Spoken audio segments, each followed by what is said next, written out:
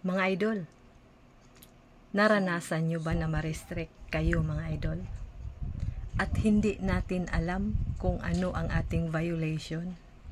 Pero huwag mawala ng pag-asa. Naranasan ko yan. Bakit? Na-restrict ako.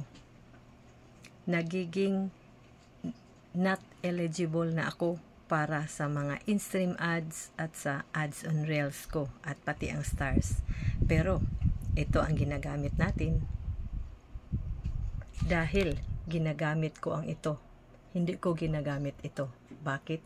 Nilagay ang ating utak sa itaas ng puso dahil dapat ito ang masusunod.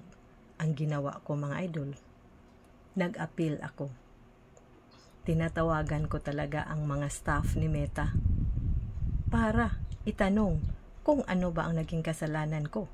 Bakit nagkaroon ako ng violation na wala naman akong ginawang masamang video.